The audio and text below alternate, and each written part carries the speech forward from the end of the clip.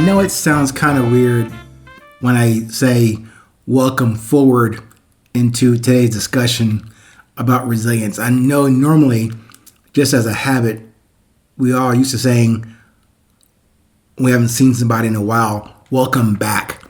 I'm just being very particular and maybe careful with the language and the words I use. I'm not trying to impress anybody or trying to confuse anybody. But as I mentioned in many of the other episodes, the thing about this commonality that we all share about always going forward, always prepared to give our best to this moment if it happens to be our last, but always about process and proceeding, always forward. We never go back.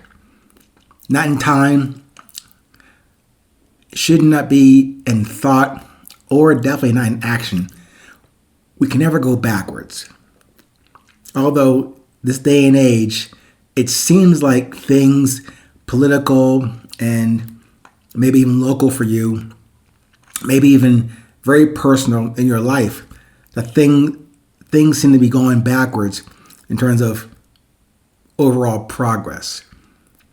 But if we take that lens and turn it inward, I think the only place we can rely on or focus on for our best going forward is to proceed in that direction, not looking back on what coulda, woulda, shoulda been.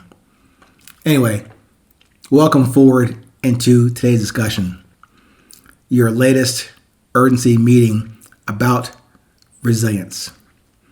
Today's topic is called the speed of air. You ever heard or said that term, Godspeed? You ever thought or observed what that really could mean? I usually hear that word, Godspeed, that sentiment, when someone has passed on through this life.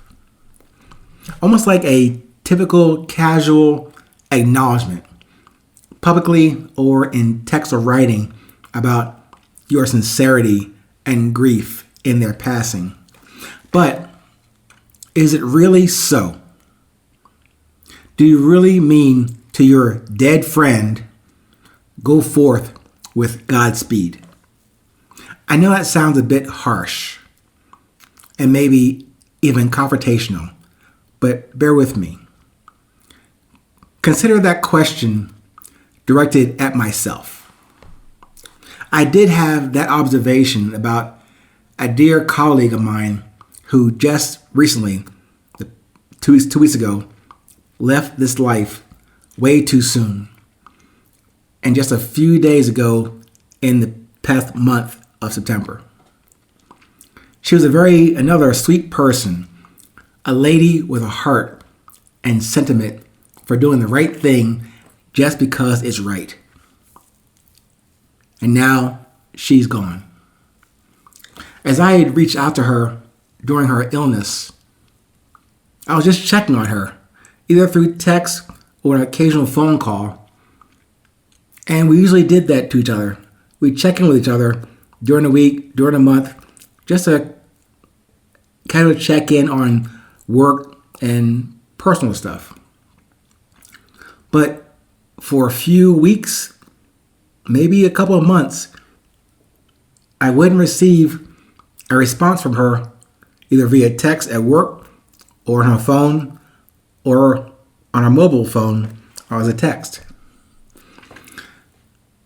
So I didn't think about it. I figured she's busy, got things going on. Until that day, when one of her children or a family member contacted me through her phone to relay that fateful final news of my colleague from work. I didn't see that one coming. Of course, we never or rarely will see it coming. Not even for our own personal date with that final fate. But what about this Godspeed thing? How fast is that? How quick? How efficient How certain is Godspeed? Nothing in this life happens at Ming speed or even at your speed.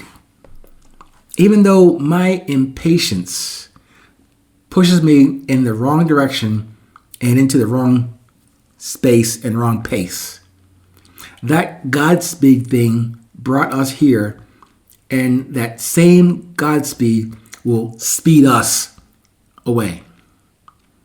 How fast or how quickly? I don't know.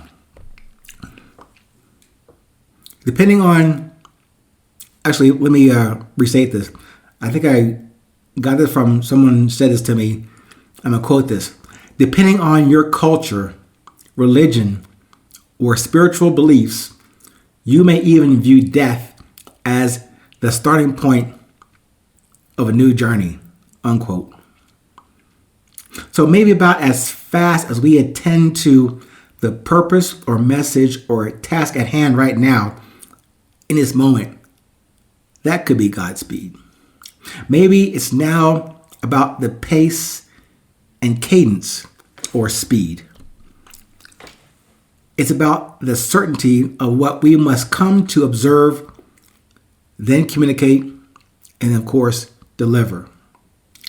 That purpose and drive to sustain our presence and currency here and now. Like, for example, the speed of the air you receive to live. Like the speed of the air that I get every few moments to receive and to live. The speed of the air to love. And also, it leans into that statement I make to you often in these episodes about memento mori. Remember, you must die. This journey to resilience is not about tomorrow or yesterday. Always now. Always 820. And always those 6 Tamba words. Go, ask no question, and die. Give yourself that reminder in each moment, in each day, that you get to explore and to exhaust. Like it is your last. Like it is your last and your best. Godspeed in this now. With the speed of the air you need now. Just consider that. I'm not trying to alarm you or give you, a bad thing to think about. That thing that we all experience, hopefully every day, hopefully not the final moment. But if that happens, again, we'll never know when that day's going to happen. In the meantime, let's use that Godspeed pace to focus our attention, our awareness, and deliver your message, deliver your purpose. Now, here, between you and I, in this moment that we have together. Thank you once again. Please, stay present, stay current. Remember, it's always 820.